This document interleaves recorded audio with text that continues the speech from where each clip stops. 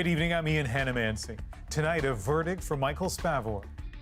They are trumped-up charges for which there's absolutely no basis in law. He's been held in a Chinese prison for years. Tonight, we learn his fate as Meng Wanzhou's extradition case is back in court here. With the Chinese, there's no coincidence. Quebec lays out the details of its vaccination passport plan. It will push people to take the vaccines and will be more protected. Like, how far is it going to go? How it will work for everyone 12 and up.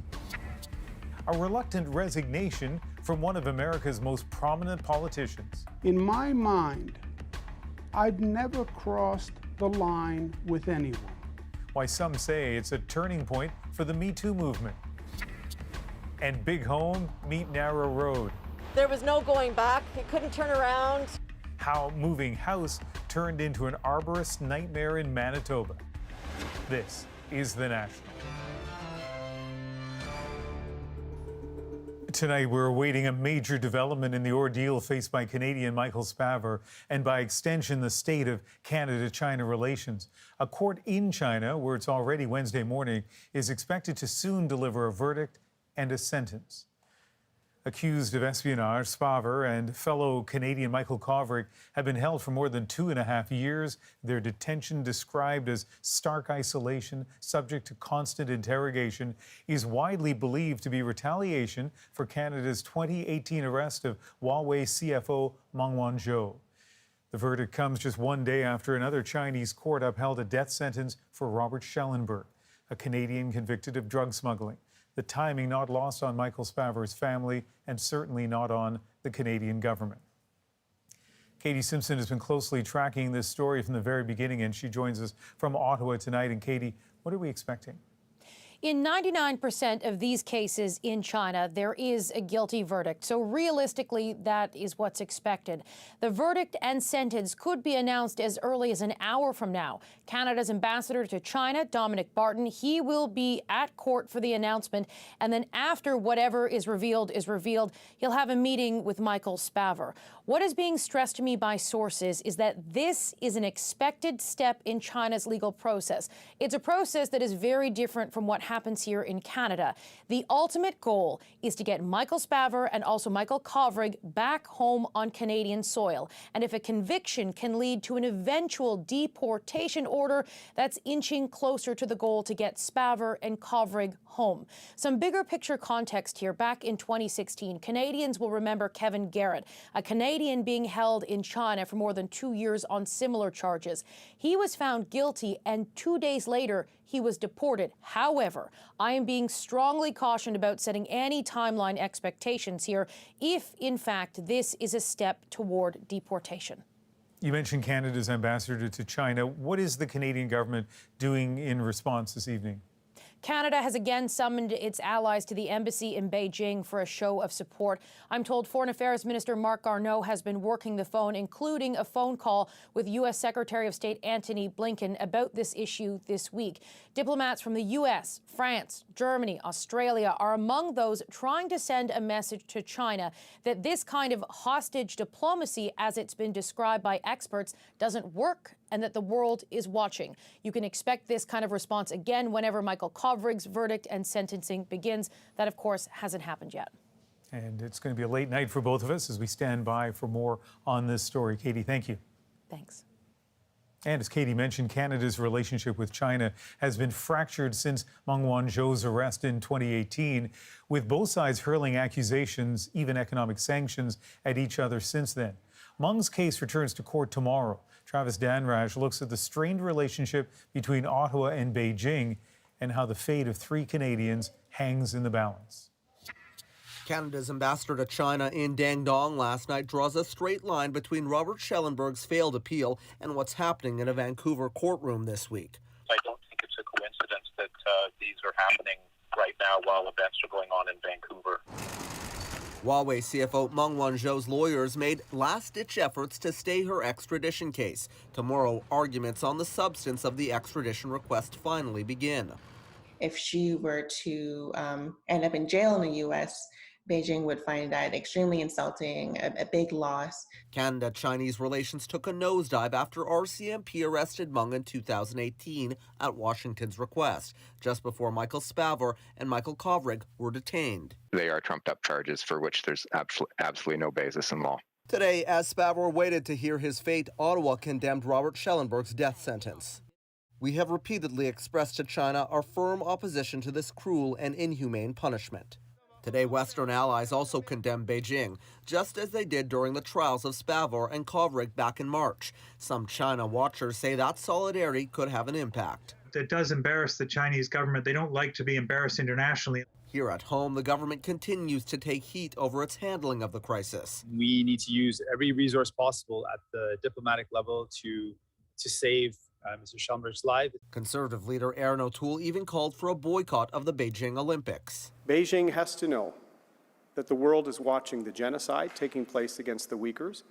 They've watched what's been happening in Hong Kong and the situation with Mr. Schellenberg, Mr. Spavor, and Mr. Kovrig.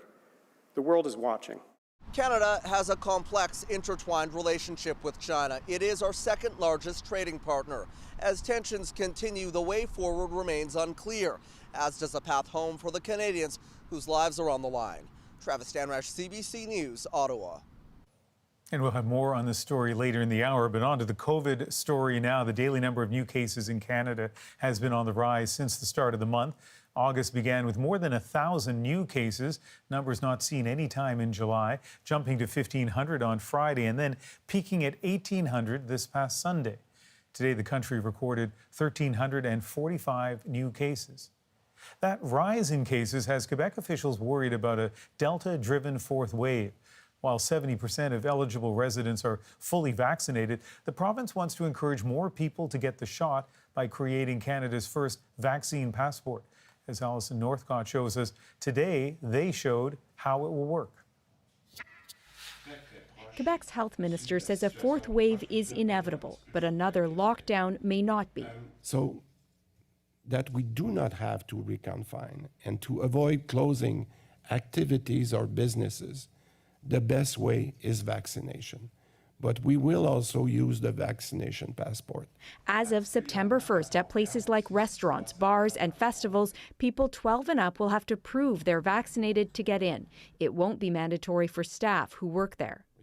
First, though, the province will test out the technology, which involves a QR code and a free app at a Quebec City bar and a gym in Laval. 70% of eligible Quebecers are fully vaccinated. The province wants to get that to 84% by the end of the month. Some Montrealers think a vaccine passport will help. It will push people to take the vaccines and will be more protected. I think it can bring more people to get vaccinated. They want to go to restaurants again, hang out with their friends again. So I think that's a good idea, yeah.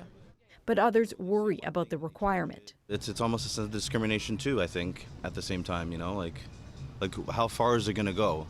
Show me proof you've been vaccinated and I'm good to go. This gym owner already requires his members to be vaccinated, but says he's faced major blowback for it. I've been trolled to death. If you want to enjoy coming here, you do have a responsibility. I think it's normal that some people still have questions. There are questions, too, from civil liberties groups and opposition politicians who say the plan lacks transparency. But there are still millions of people in Quebec who have not received their 2 doses of vaccines. Can you imagine the number of people who are potential victims of COVID? This expert says it's one more tool that could help make the next wave smaller. Alison Northcott, CBC News, Montreal. And a couple more notes on this story. Visitors to Quebec will also need to show proof of vaccination. Meanwhile, Ontario has confirmed today it will not be issuing vaccine passports in that province. The University of Ottawa is making vaccinations mandatory this fall. Staff, students, and faculty will need to have at least 1 shot by September 7th, the second required by October the 15th. The university says anyone not getting vaccinated will face strict rules, including frequent testing. And in Newfoundland and Labrador, the masks are off tonight, but while they're no longer mandatory, the province's chief health officer says they're still a good idea, especially in places where people can't physically distance. Some businesses have said they'll still require patrons to mask up. Vaccine maker Moderna will manufacture mRNA vaccines in Canada. The investment we're talking that Moderna is going to be making in Canada will position Canada as a center of excellence for mRNA technology and next generation medicines. Canada has been dependent on other countries for COVID vaccines because of a lack of manufacturing facilities. Ottawa has pledged more than $2 billion for biotechnology production. It hasn't been decided where that proposed Moderna plant would be built or when. Now to a CBC News exclusive, the military has refused a request to call in the RCMP to independently investigate a rape accusation against a senior military leader. That's against the wishes of the alleged victim. And it also defies a recommendation by a former Supreme Court justice from a landmark report endorsed by the Liberal government. Ashley Burke has our story. Stephanie Vio went public 4 months ago with one of the most high-profile rape allegations against a senior leader of the forces. And I want justice for me, but I also want justice for others. Her request to the military clear, for RCMP officers to independently investigate her case. But now, months later, the military says it won't. If this case can't be handled in the sensitive and independent manner that it requires, how can any woman in the Canadian military come forward and feel confident that her complaint will be investigated properly and thoroughly?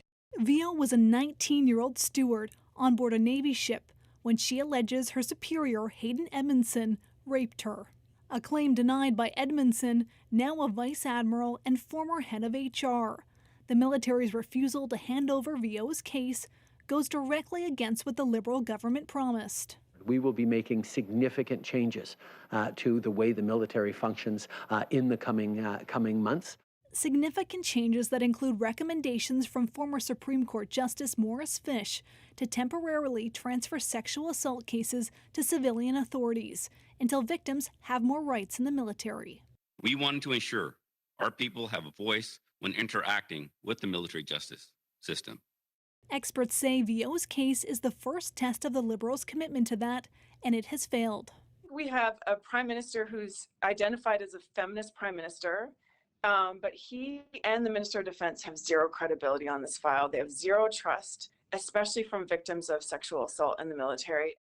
Actually, where does all of this leave Vio? Well, her lawyer says that she has to move forward with the military's investigation, even though she's deeply uncomfortable with the process and doesn't trust the military to properly investigate such a senior leader. And in response, what are officials saying? Well, the Defense Department says that it started to implement 36 of Fish's 107 recommendations and is working on a plan to roll out the rest. Sajjan's office said the minister remains committed to the complete overhaul of the Canadian Armed Forces. And as for the Prime Minister, his office says Justin Trudeau's focus is on supporting sexual assault survivors. But in this case, Vio says she doesn't feel supported at all. Thanks, Ashley. Thank you. Accusations of sexual harassment have led to a high-profile political resignation in the United States. New York Governor Andrew Cuomo has been under pressure to step down as story after story emerged. And as Chris Reyes shows us, while Cuomo says he's leaving office, he's not giving up his fight against the allegations. My resignation will be effective in 14 days. A reluctant resignation from one of the most prominent politicians in the U.S. Governor Andrew Cuomo spent mere seconds stepping down, using the rest of his 20-minute public statement to deny sexual harassment allegations against him and defend his record. In my mind, I've never crossed the line with anyone. But I didn't realize the extent to which the line has been redrawn. I take full responsibility for my actions. Governor Andrew Cuomo. It's been more than a week since a report by the Attorney General accused Cuomo of sexually harassing 11 women, including a former staffer. He went to go kiss me on the cheek. He quickly turned his head and he kissed me on the lips. What he did to me was a crime. As chairperson of now, New York State will have its first female governor, Kathy Hochul, Cuomo's second in command. Cuomo's going down. Once praised for his handling of the pandemic that hit New York City hard last year, in Times Square today, little sympathy. because he was there for so long. I guess he always felt like he couldn't do nothing wrong. I did not mean any sexual connotation. I did not mean any intimacy by it. Now one of the highest profile falls in the Me Too era, the case against Cuomo has added fresh fuel to a conversation sparked by the movement. This is no longer okay to grab women, to touch them in any part of their body. It's not okay in the workplace. It's not okay outside of the workplace. Some predict the governor's troubles are only beginning. One of his accusers has already filed a criminal complaint against him, launching a police investigation. Chris Reyes, CBC News, New York. A goalie coach's social media past has prompted the Toronto Maple Leafs minor league team to part ways with him. Maple Leafs president Brendan Shanahan said the organization made a mistake and will not be hiring Dusty Emu as the Marlies' goaltending coach. The British Columbian has had a long career as a player, including a stint with Japan's national team. His hiring met with outrage online as multiple fans discovered that Emu liked anti-vaccination posts on Twitter, as well as others supporting the January 6th attack on the U.S. Capitol. His account has since been deleted. In British Columbia, several First Nations are coming together to investigate a former North Vancouver residential school. The goal is to find out what happened to the children who attended but never came home. Karen Pauls has the details of the investigation and the latest on what Ottawa is doing to assist efforts like these. Led by elders, leaders of 3 nations announced they've begun the search for unmarked graves. Records show at least 12 students died here, their names not recorded. Our intention here today is to begin a healing process. It won't be easy. St. Paul's School was closed in 1959. A Catholic high school was built on the site. And Indigenous leaders are still waiting for more school records from Ottawa and the Catholic Church. We'll continue to work towards gathering all the archival information. Once those 2 pieces have concluded, then we'll be able to begin an actual field investigation of the site. That was the original school. Willie Naheny is trying to help. He's one of 18 members of his family forced to attend St. Paul's. Naheny says he's heard the stories of children who died here. We'll find out if there is anything here, and then we have to do the proper thing. From Ottawa today, money to help. Canadians are looking for ways to support Indigenous communities. In total, $320 million new dollars to search for unmarked graves, create a national monument, and support survivors. But contrary to calls from some MPs, there won't be an independent prosecutor assigned to investigate residential schools. Instead, the Justice Minister is creating a special interlocutor's office. They will evaluate federal laws, policies, and practices surrounding unmarked and undocumented graves and burial sites at residential schools. Naheny says that's a start. Most important, those that have been lost now return to their families and will be able to reconnect. And by finding them, it's like finding your lost child. Your heart starts to heal again. For many residential school survivors, sites like this one are sacred. They want the memories of those who didn't survive to be remembered and honored. Karen Pauls, CBC News, North Vancouver. Manitoba Premier Brian Pallister has announced that he'll step down before the end of his term. As Cameron McIntosh tells us, the Premier has hinted at leaving early, but this comes at a time when support for Pallister and his party is plummeting. I'm just going to make a brief statement. He kept it short, no questions. Brian Pallister, Manitoba's 22nd Premier, confirming what many have long suspected. He won't run again. I believe that now is the time for a new leader and a Premier to take our province forward. Elected in 2016 to a record majority, re-elected in 2019 promising a PST cut and a balanced budget, Pallister hinted at retiring early. Then the pandemic hit. We're bringing these difficult measures forward today to protect people. Pallister was the face of the response, basking in its early successes, later on the hot seat for its shortcomings. Criticized his government seemed unprepared for the devastating third wave. I'm the guy who's stealing Christmas to keep you safe. Pallister had a reputation for doing things his way, clashing with Ottawa, Winnipeg's mayor, Indigenous leaders, even his own appointees. The party is deeply unpopular, and I think it's largely because of the leader himself. A poll in June put support well behind the opposition NDP. Then came this, the Canada Day toppling of a statue of Queen Victoria. The people who came here to this country before it was a country and since didn't come here to destroy anything. Pallister made comments many construed as downplaying the damage of colonialism on Indigenous communities. A minister resigned. Her replacement promptly added to the controversy. For the first time, government MLAs began to distance themselves. Pallister met with his caucus today. Some have said I'm a coach. Others have said things less flattering. I believe that I'm a person who has never worried too much about having followers. Now, Pallister will remain premier until a new leader is chosen, someone who will have to navigate the pandemic and rebuild support for Manitoba's Conservative Party before the next election. Cameron McIntosh, CBC News, Winnipeg. In Afghanistan, the Taliban is rapidly advancing, and interpreters who helped Canadian forces are struggling to get out in time. The Afghan government does not want people to leave because it may cause a loss of morale. The bureaucracy that's putting Afghan lives in danger. Plus, a house move in Winnipeg goes terribly wrong. There was no going back. You couldn't turn around, couldn't reverse. And one student innovates a climate-friendly treat to beat the heat. I didn't expect it to blow up as much as it did, but it did really blow up. We're back in 2.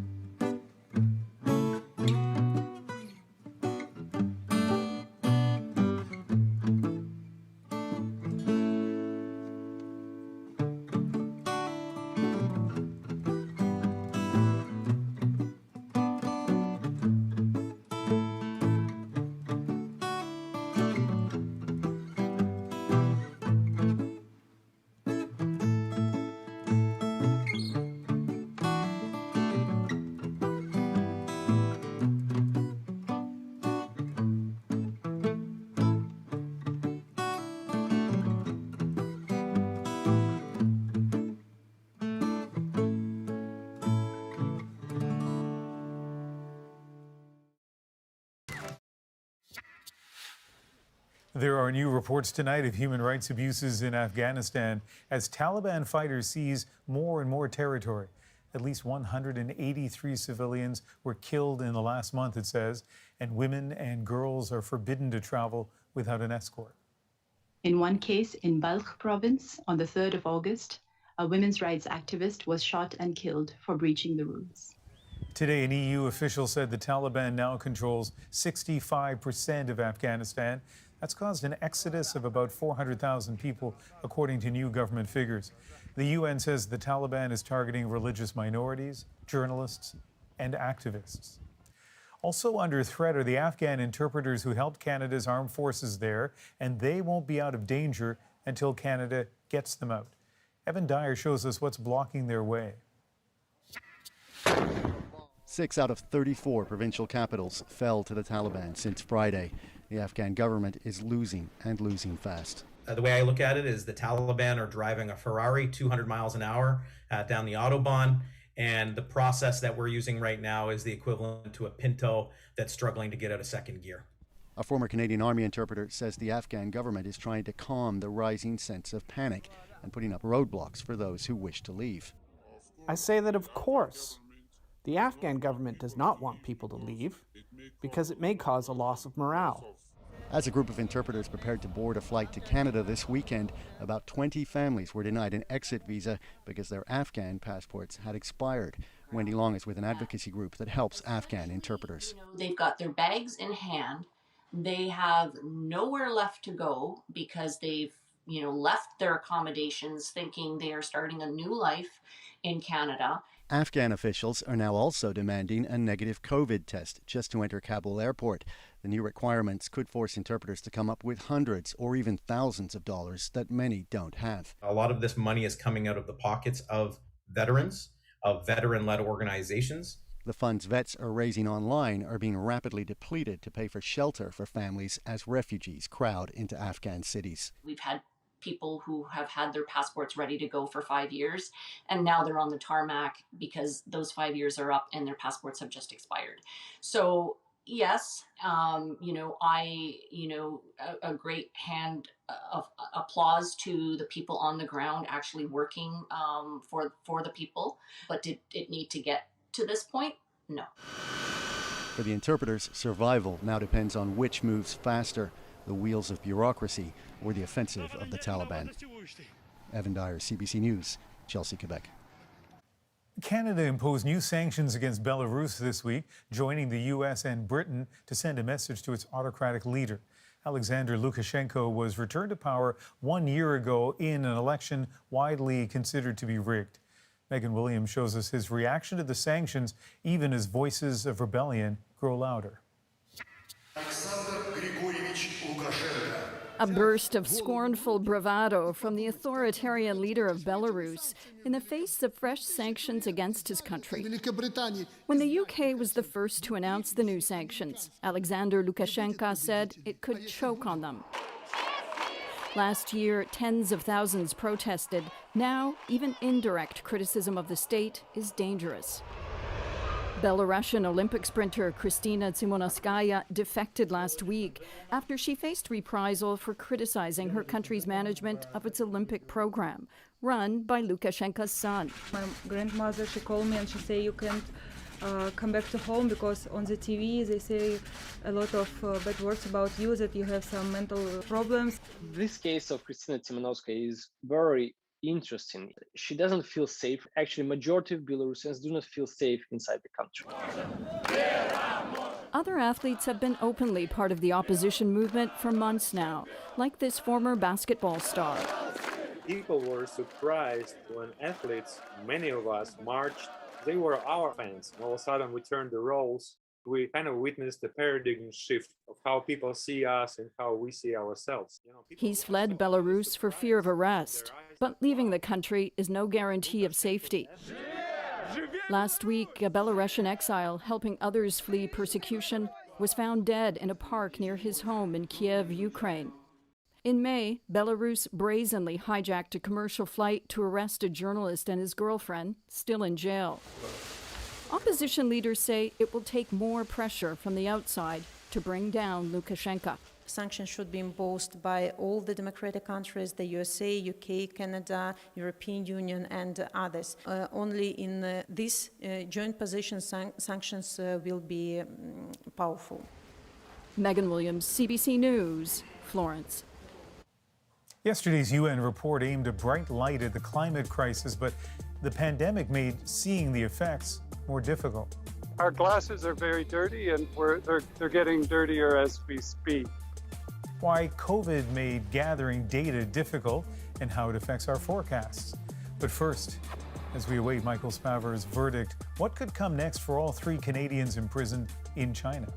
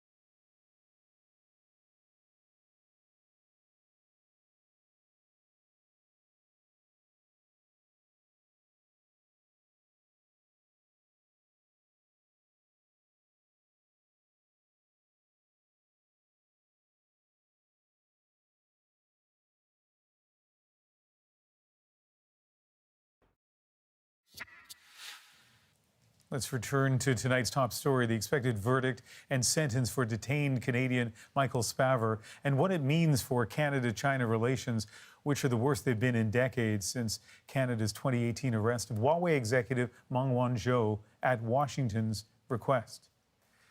To help us understand where things could go for Ottawa and the 3 Canadians jailed in China, let's bring in Ben Rosewell, a former Canadian diplomat and president of Canadian International Council. I know it's difficult to try to predict what the Chinese might do, but with that verdict and sentence expected very shortly, what do you think might happen?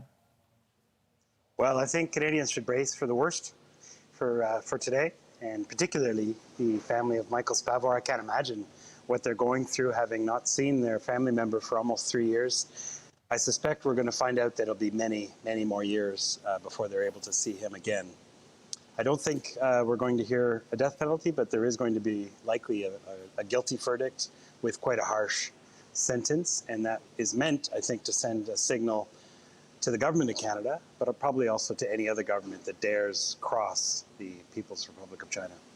So yesterday we had the announcement of the failure, I guess, of the appeal of the death sentence for another Canadian. Now, today we expect this sentence and verdict, and they've separated this from the other Canadian who's been detained under these, supposed espionage charges. What's the strategy here on the part of China? Well, we know that the Chinese judges do not implement independent or issue independent verdicts. They deliver whatever they're instructed to deliver from their political masters. These are therefore best interpreted as political messages. It's valuable to separate 3 different sentences because that gives you 3 different messaging opportunities. The first 2 coming side by side. Presumably there's also some kind of secret communication to the government of Canada asking for some movement on the Meng Wanzhou affair, on which I think we can rest assured there will not be any tit for tat, because that's not the way the Canadian judicial system works. But that might be what the Chinese government is hoping for, withholding that 3rd signal for later on, whenever they feel that it's an opportune time to exert further political pressure. So if Canada doesn't want to stop the Meng Wanzhou extradition process because it wants to continue to follow due process, what alternatives does Canada have? I would have to say our options for securing the release of the 2 Michaels, and even more so of Robert Schellenberg, have been exhausted. They were a pretty meager hand to begin with. There's very little that we can do to influence the decision-making of an authoritarian state's judicial system. I think we need to look at the longer game. I hate to say this on behalf of thinking of the families of Michael Spavor and Michael Kovrig, but given that there's very little that we can do to free them in the short term, we need to be playing the long game here as a country, looking to our allies and to other sources of power so that we can meet the message the Chinese are giving with this expected sentence later today that might makes right. We can assemble might ourselves if we do so in company with others. We have 15 seconds left, but let me finish where we started, and that is, this is an intense personal tragedy, Ben. It certainly is, and my heart goes out to those families. I often think of Michael Spavor, former diplomat just like me, and there, but for the grace of God, go I.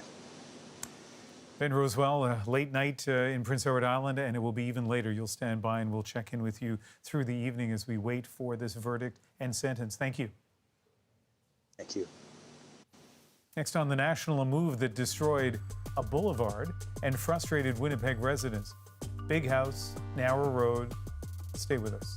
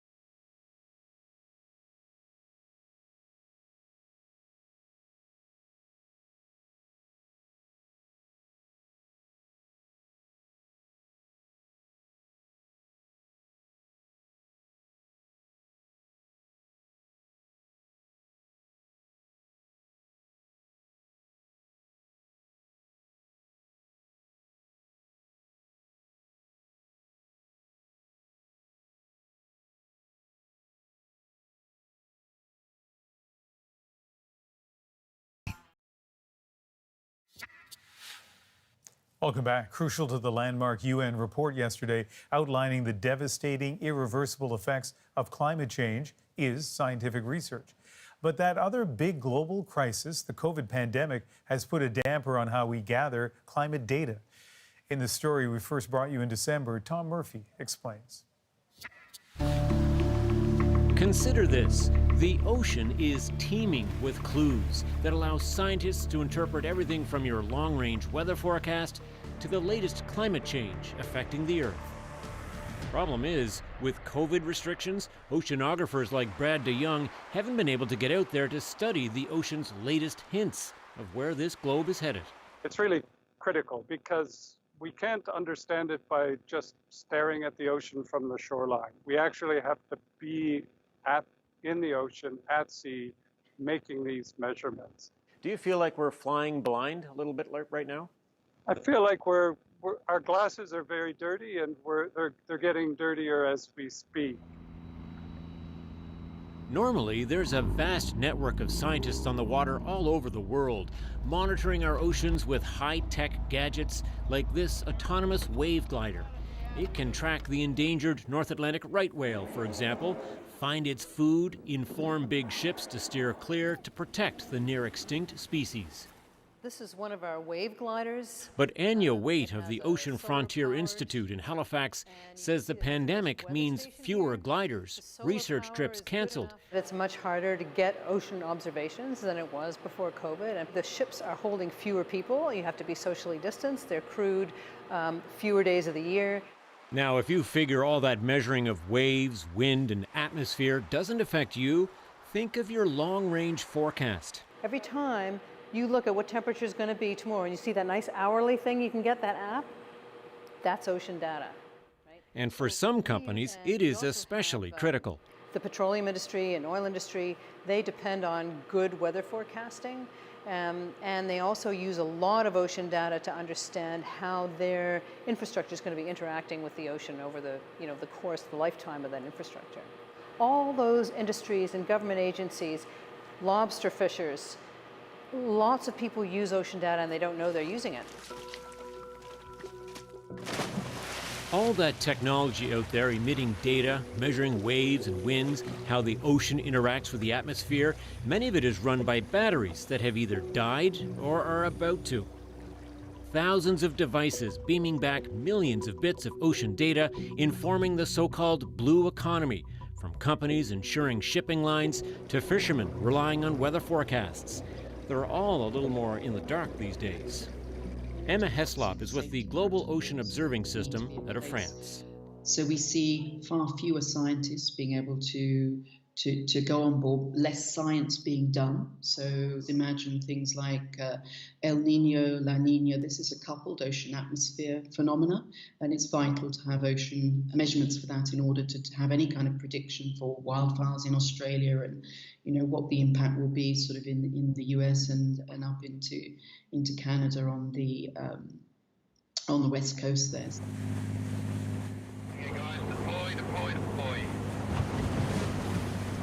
Case in point, this device, the Argo. It drops to the depths of the ocean, periodically coming to the surface to emit data to a satellite. But with scientists being kept on shore, unable to attend to them, their flow of data is down an estimated 10%. Even data from the marine life tagged with transmitters is down 50% because fewer of them are able to be tagged now. And some of the research will never be recovered. Remember that huge ice shelf collapse, the one in Canada's north? That's a moment scientists will never get back. What is lost when, for example, scientists, the eyes and ears of the scientist, are not there to witness and to explain something like an ice shelf collapse? In a laboratory, I can redo an experiment, but you can't redo the ice shelf collapse experiment.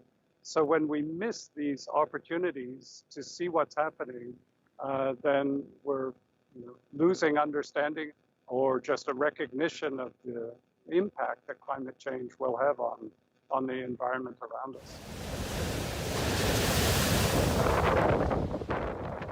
And then there's this year's hurricane season. Brad DeYoung's team was supposed to be flying a drone into those storms. Because of COVID, he couldn't. And of course, this year we've seen 30 now named storms, the most ever on record. The key thing that we're losing then is the information about that, the formation of these hurricanes. This German research cruise is back up and running, one of the few. Some COVID restrictions have been modified, but the work is still slowed. Emma Heslop says often you can get half the data for twice the cost. Some networks, they lost the ability to observe perhaps 90% of their data. So I think that it's kind of a wake-up call as an observing system that we need to have build greater flexibility. She says it could be a year or more before things really get back to normal, but fears a gaping hole in our true understanding of 2020 on the ocean could ultimately lead to a less complete picture of climate change. Tom Murphy, CBC News, Halifax. Moving is always stressful, but usually not on a scale like this. A move gone wrong in Winnipeg led to a criminal charge after nearly 24 trees were mowed down by a house in motion. The movers did have a permit to do this, but it's clear that other planning fell short. Partway through the process, police were called to investigate the destruction of at least a dozen trees. There was no going back. It couldn't turn around, couldn't reverse, couldn't change their shift the load or any of that.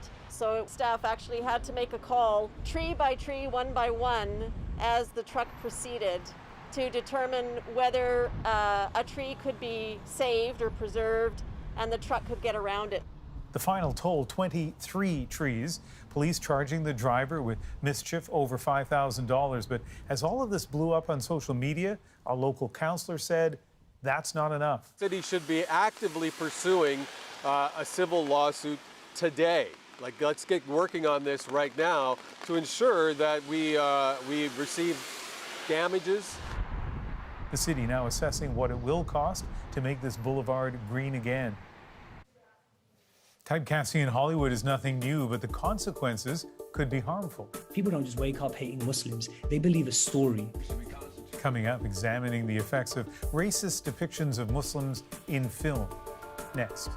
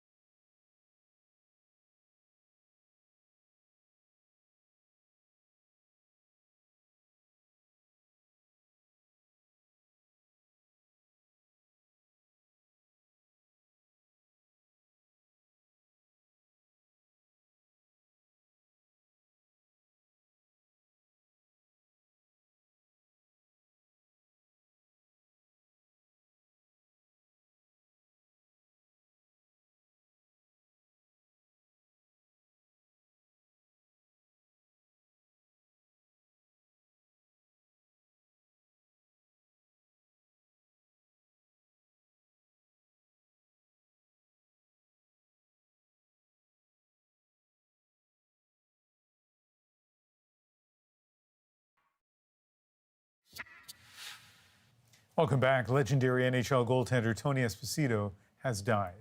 He's got to beat Tony Esposito, one of the best goalies in the business. He shoots, Esposito saves. Esposito rose to fame in the early 70s with the Chicago Blackhawks. He would go on to be a 5-time All-Star and a 3-time winner of the Vezina Trophy, awarded then to the goalie on the team that allowed the fewest goals.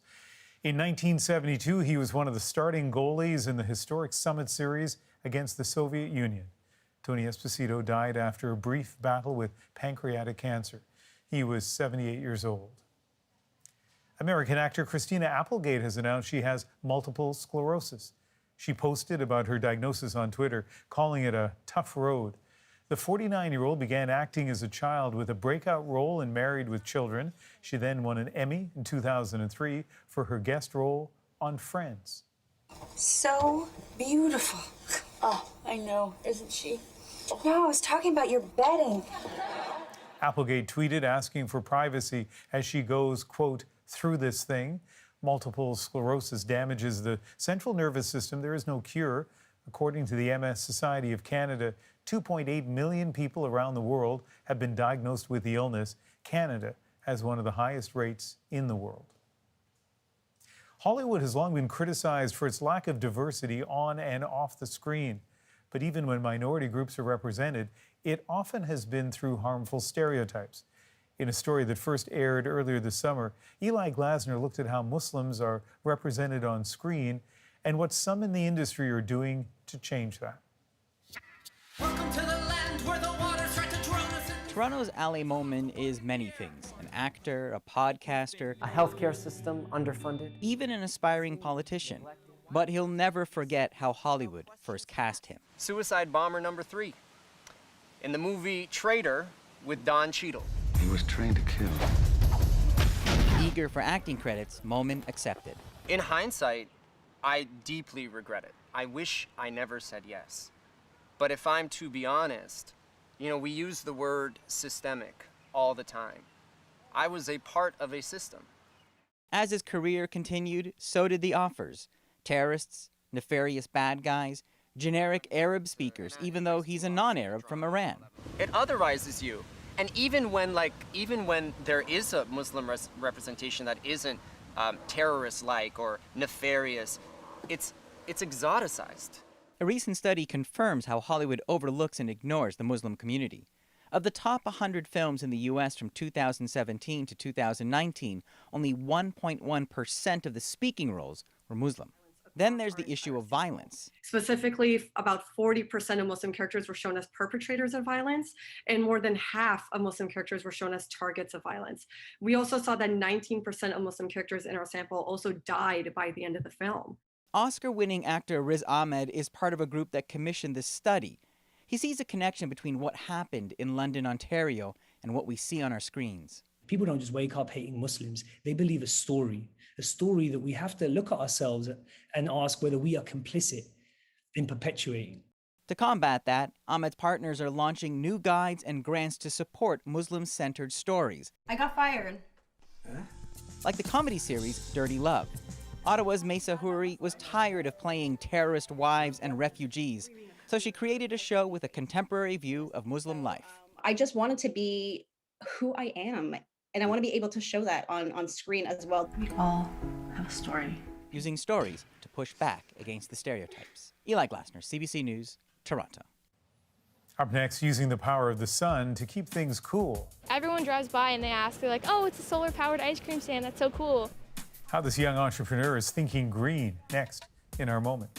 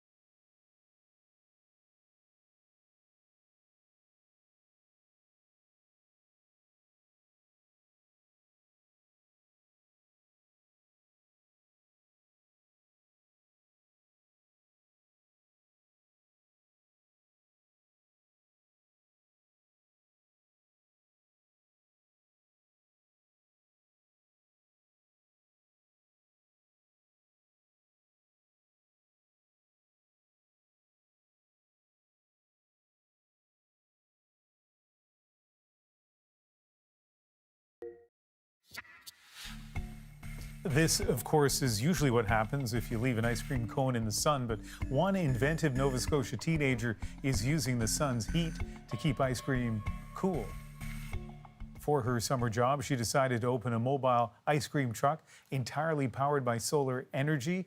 Tonight, she is our moment. My ice cream stand is solar powered. We have 3 panels on top on the roof, so they kind of charge the sink and the freezer. So it was one regular and one kid? Everyone drives by and they ask, they're like, oh, it's a solar powered ice cream stand, that's so cool. I was just thinking that this was more of a summer job. I didn't expect it to blow up as much as it did, but it did really blow up and I'm really thankful for that. It definitely took a lot of time and effort. My dad really was a big help. Lots of research about the solar energy. It's a wonderful idea. I think it's very inventive. The ice cream is absolutely delicious.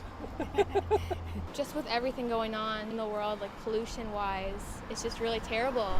There you Would you go. like a cup with that? And I think that more people should really try out this solar power thing, because it honestly doesn't take a lot, and you really everyone needs to step up their game.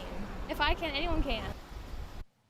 Okay, so solar power, that's really a very timely thing. She has 50 to 60 customers a day consistently throughout the summer. I hope that Jim Treliving, the longtime dragon and kind of the franchise king of Canada, is watching, or maybe he'll see this online, because I feel like this could be franchised. By the way, top flavor is something called Moon Mist, grape, banana, bubblegum.